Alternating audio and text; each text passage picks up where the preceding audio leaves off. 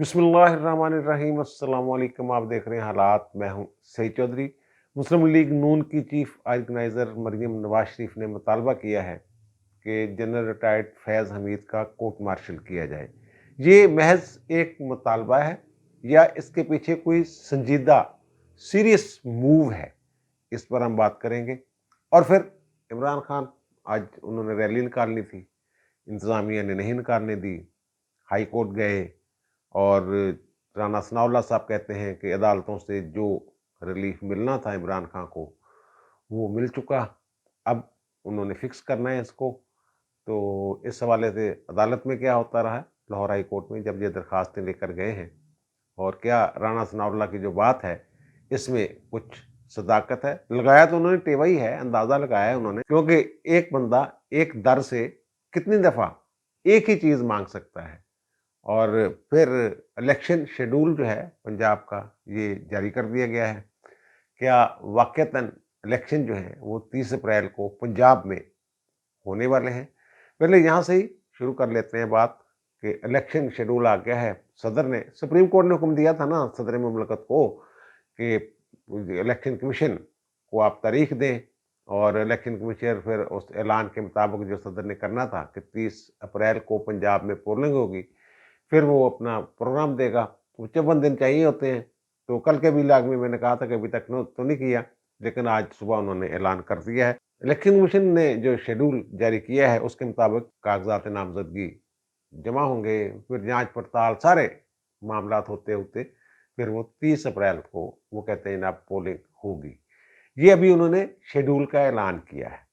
और मेरी इतला के मुताबिक जो नून लीग वाले हैं उन्होंने तो अपने वो होमवर्क जो है वो मुकम्मल किया हुआ है टिकटों का, कि किसको टिकट देने किसको नहीं देने। और वैसे भी अभी टाइम पड़ा हुआ है बीच में। जो उम्मीदवारान हैं वो कागजात नामजदगी जमा करवा देंगे, उसके बाद जिनको टिकट मिलेगा वो इलेक्शन लड़ लेंगे, और जिनको नहीं मिलेगा अपने कागजात वापस ले लेंगे। और दूसरी खबर ये मैं बता दूं आपको कि पीटीआई ने अगरचे शोर बड़ा मचाया हुआ है कि इलेक्शन करवाएं और तारीख दें 30 अप्रैल से पहले इलेक्शन, 90 दिन के अंदर अंदर इलेक्शन। लेकिन पंजाब में अभी तक पीटीआई ने अपने टिकट जो हैं वो फाइनल नहीं किए हैं, होमवर्क भी मुकम्मल नहीं है। और फिर वो आपको पता है कि परवेज़ इलाही साहब जो हैं वो बन गए हैं सदर, भी नोटिफिकेशन जारी हो गया। तो क्या दस्तखत जो हैं टिकटों पे वो सदर करेगा? ये मुझसे बहुत सारे लोगों ने पूछा है। कानूनी पोजीशन ये है कि जो पार्टी हेड है ना, वो टिकट जारी करता है, और पार्टी हेड वो होता है जो इलेक्शन कमीशन में जो रजिस्टर्ड जमात होती है, वहाँ रिकॉर्ड में जो सरबराह होता है वो टिकट जारी करता है। ये इनका नाम अभी तक वहाँ पार्टी हेड के तौर पे नहीं है, ना ही जाना है, क्योंकि जब तक इमरान खान चेयरमैन है, पार्टी हेड के तौर पे उन्होंने ही एक्ट करना है, उन्होंने कार्रवाई इकदामात जो भी करने हैं उन्होंने ही करने हैं। वो उनके साथ एक दुमछल्ला लग गया है परवेज़ इलाही साहब के साथ, जो प्रेसिडेंट हैं।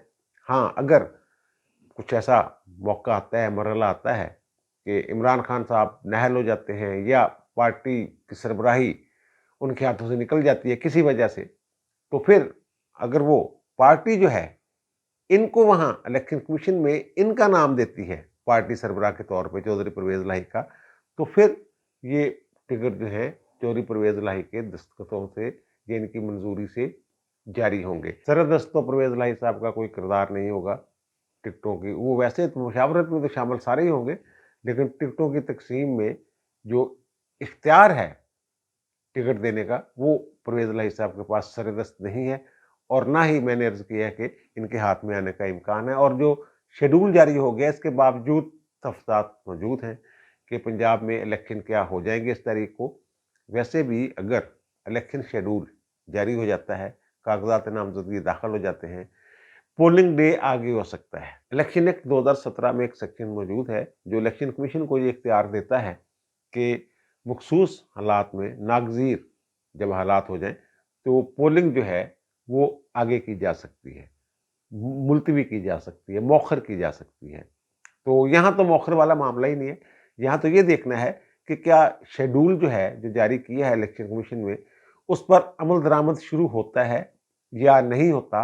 या कोई वजह बन जाती है, ये इलेक्शन कमीशन ने तो अदालती हुक्म को ओबे किया है, ताकि कल को तौहीन अदालत की कार्रवाई हो तो वो बता सकेंगे जनाब हमने तो शेड्यूल जारी कर दिया था अदालती हुक्म के मुताबिक और सदर के ऐलान करदा तारीख के मुताबिक।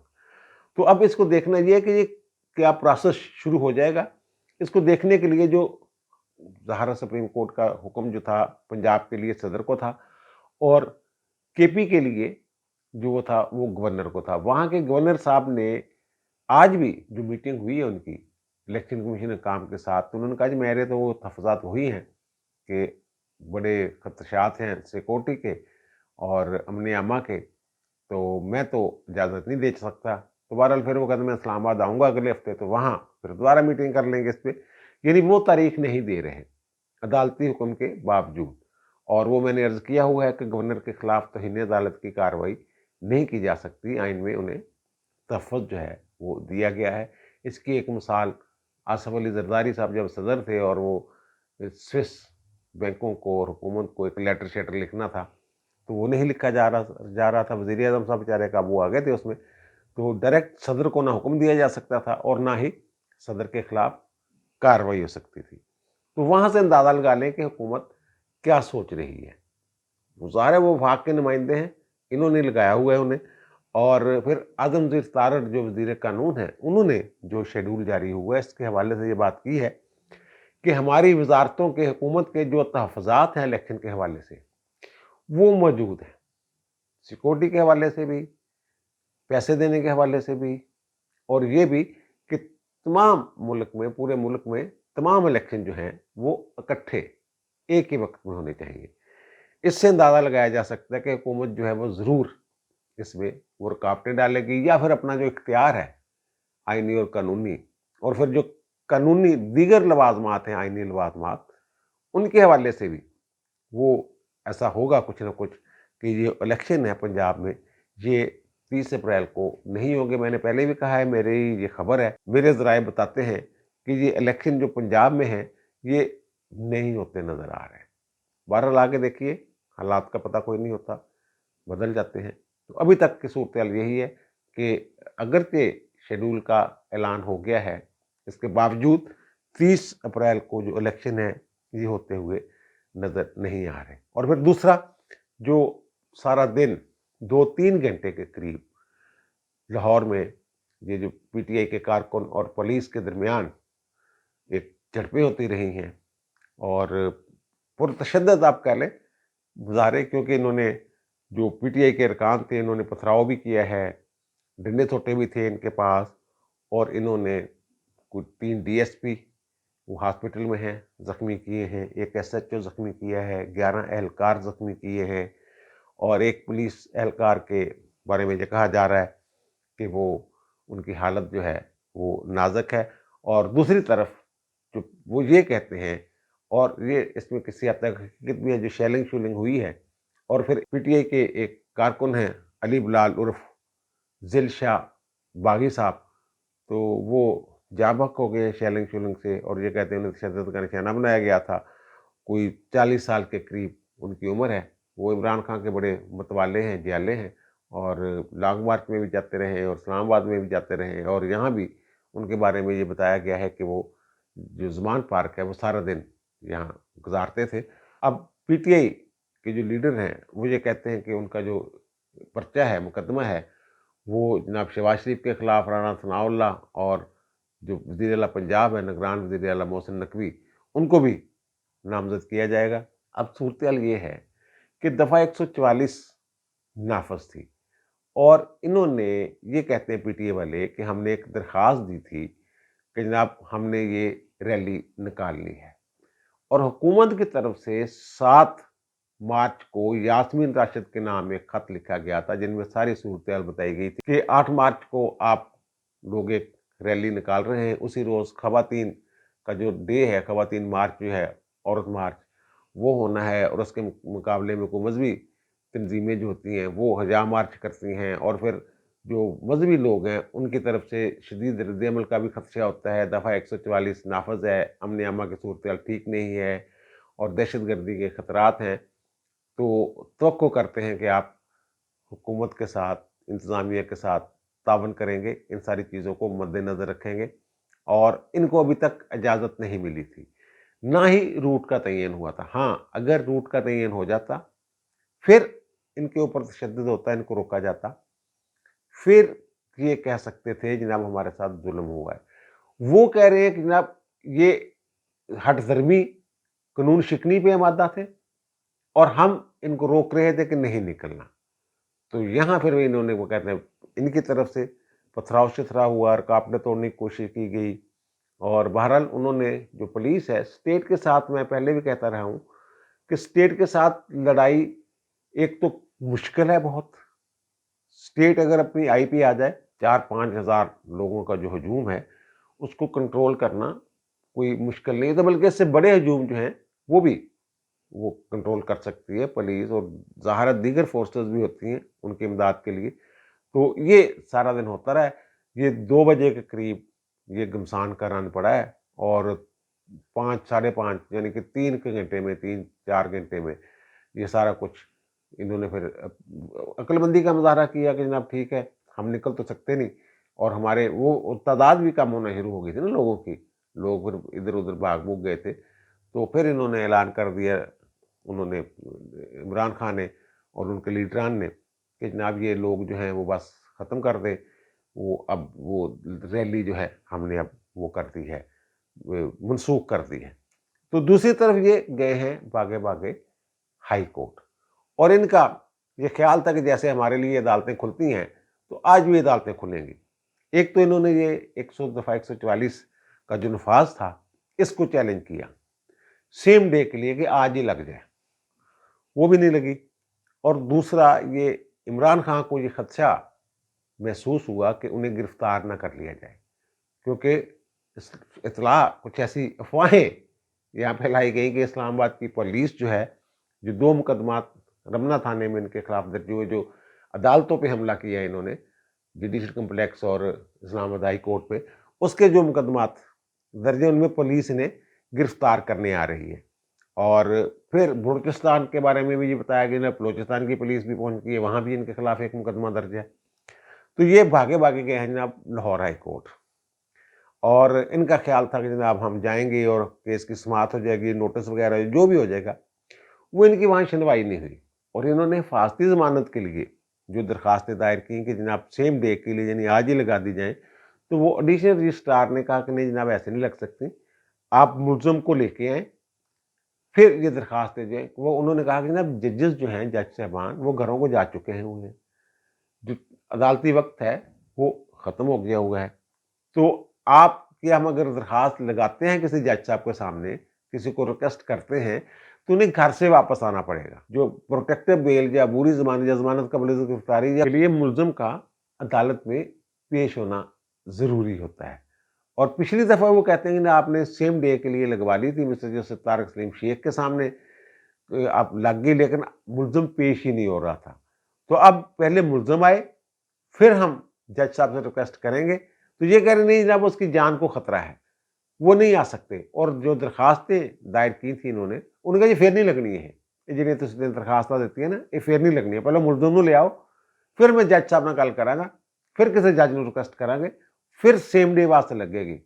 वो जी आ नहीं सकते, और दरखास्तों में लिखा हुआ कि जनाब वो पता नहीं 74 साल बुजुर्ग हूँ, कमज़ोर हूँ, सेहत कमज़ोर है, सहारे के बगैर चल नहीं सकता, टांग पे वो ज़ख्म वाली बात वही लेके, और फिर हमला हो चुका हुआ है, मज़ीद जान को खदशा है। तो वो फिर दरखास्तें इन्होंने वापस ले ली। यानी वहाँ से वो जो राना सनाउल्लाह साहब कहते हैं कि जो रिलीफ़ नहीं मिलना, वो रिलीफ़ क्या मिलना है?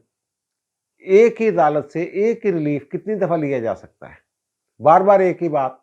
और अब इन्होंने एक और दरखास्त दे दी है, और 9 मार्च को इनकी पेशी भी है इस्लामाबाद हाई कोर्ट में, जो इनकी इंटरिम बेल हुई है। तो वहाँ उन्होंने रिकॉर्ड मंगवाए हुए, उनका मेडिकल-शेडिकल की रिपोर्टें माँगी हुई हैं, तो वहाँ भी पेश होना था।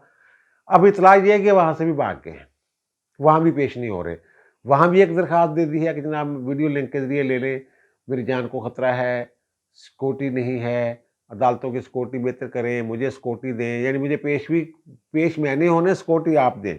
और लाहौर हाई कोर्ट में भी एक दरखास्त इन्होंने ऐसी ही दरखास्त दे दी है कि जनाब मेरी सिक्योरिटी वगैरह का बंदोबस्त किया जाए। पहले तो मिस्टर जस्टिस شاہد بلال حسن صاحب نے انکار کر دیا، آج انہوں نے معذرت کر لیا. عابد عزیز شیخ صاحب جو ہیں وہ اس درخواست کی جو ہے وہ سماعت کریں گے. کل میں نے بھی یہ ذکر کیا تھا کہ عمران خان کے راستے جو ہیں وہ بند ہو رہے ہیں ریلیف والے، تو میرا خیال ہے کہ یہ خود ہی وہ راستے بند کر رہے ہیں اپنی حرکتوں کی وجہ سے. اب آتے ہیں جناب فیض حمید صاحب کے خلاف جو کورٹ مارشل کا مطالبہ سامنے آ رہا ہے. کچھ لوگ کہتے ہیں یہ صرف سیاسی بیان بازی ہے، پریشرائز کرنے کی کوشش ہے فیض حمید اور ان کے ساتھیوں کو، جن کے بارے میں خیال ہے کہ وہ اب بھی فیسیلیٹیٹ کر رہے ہیں کچھ اداروں میں بیٹھ کے عمران خان کو. لیکن یہ ایسا نہیں ہے، یہ صرف سیاسی بیان بازی نہیں ہے، بلکہ اس کے پیچھے کچھ اور بھی عوامل کار فرما ہیں. کہیں سے کچھ ڈوریاں شوریاں ہل رہی ہیں، کوئی گڑبڑ ہے. جب حافظ اعظم منیر صاحب کا نوٹیفیکیشن ہو گیا تھا تو انہوں نے ریزائن کر دیا تھا فیض حمید صاحب نے، اور انہوں نے ریکویسٹ کی تھی قمر جاوید باجوہ صاحب سے کہ آپ جاتے جاتے کر کے جائیے گا، اور انہی کے دستخطوں سے ان کا جو استعفیٰ تھا وہ قبول ہوا تھا فیض حمید صاحب کا. اس وقت بھی یہ خوف تھا کہ کہیں ایسا نہ ہو، ظاہر ہے وہ حاضر سروس جو جرنیل ہوتا ہے اسی کا کورٹ مارشل ہوتا ہے، اگر کسی ریٹائرڈ کے خلاف کورٹ مارشل کی کارروائی کرنا ہو تو پھر اسے پہلے بحال کیا جاتا ہے، ایک نوٹیفیکیشن کے ذریعے اس کو عہدے پہ بحال کر کے حاضر سروس کر کے پھر اس کے خلاف کارروائی کی جاتی ہے. آپ کو یاد ہوگا وہ جوید اقبال وغیرہ کے خلاف جب یہ کارروائی ہوئی تھی لیفٹیننٹ جنرل ریٹائرڈ کے خلاف، ملک دشمن سرگرمیوں کے الزام میں ان کے خلاف بریگیڈیئر وغیرہ تھے، کچھ اور افسران تھے، وہ کارروائی کی گئی تھی تو انہیں بحال کیا گیا تھا. اب ان کے خلاف اگر کارروائی ہوتی ہے، یہ معاملہ شروع کیسے ہوئی؟ یہ فیض حمید صاحب کے اوپر انگلیاں تو کئی سالوں سے اٹھ رہی ہیں. شوکت عزیز صدیقی صاحب نے بھی الزام لگایا تھا کہ جب یہ ڈی جی سی تھے ISI کے تو میرے پاس آئے تھے اور انہوں نے مجھے کہا تھا، اور انہوں نے برملا اس کا اظہار بھی کر دیا تھا. شوکت عزیز صدیقی صاحب اسلام آباد ہائی کورٹ کے جج تھے، اور انہوں نے مجھے کہا تھا جناب آپ کو قبل از وقت چیف جسٹس بنوا دیتے ہیں، تو آپ کے پاس ان کی جو آئے گی بیل اپلیکیشن نواز شریف اور مریم کی تو آپ نے بیل نہیں لینی. تو انہوں نے کہا جی آپ کو کیسے پتا کہ سزا ہو جانی ہے انہیں صاحب؟ انہوں نے کہا جی ہماری 2 سال کی محنت ہے، 2 سال کی محنت ضائع ہو جائے گی اگر آپ ان کو چھوڑ دیں گے. ان کی خواہش تھی کہ جناب جو اس وقت الیکشن ہونے والے تھے اس الیکشن سے پہلے یہ جیل بھیجنا تھا ان دونوں کو، مریم کو اور نواز شریف کو. تو یہ انہوں نے ظاہر الزام ہے. اور مریم نواز نے ایک انٹرویو میں پھر یہ مطالبہ کیا ہے، وہ اینکر نے ان سے پوچھا کہ آپ کے خیال میں کورٹ مارشل ہونا چاہیے ان کا؟ تو انہوں نے کہا جناب بالکل ہونا چاہیے.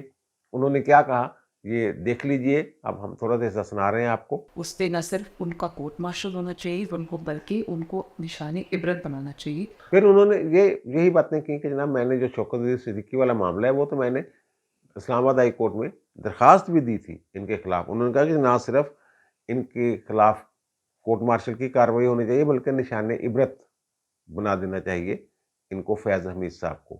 اچھا، اب یہ جو کچھ لوگوں کا خیال ہے کہ صرف یہ سیاسی بڑک بازی ہے، ایسا نہیں ہے، اس کو بڑا سیریس لوگ دیکھ رہے ہیں.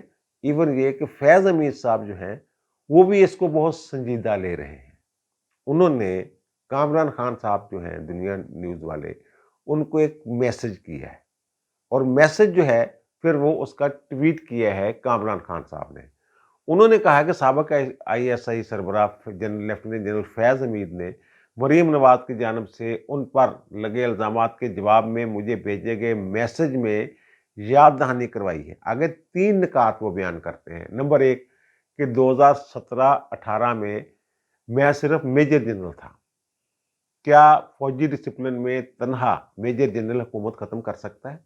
یہ انہوں نے سوال اٹھایا ہے. اور دوسرا کہ فوج میں فیصلہ صرف چیف کا ہوتا ہے. اور تیسرا تمام فیصلے عدالتوں نے کیے جن کے تحت ان کی حکومت گئی، نہل ہوئے، نواز شریف وغیرہ.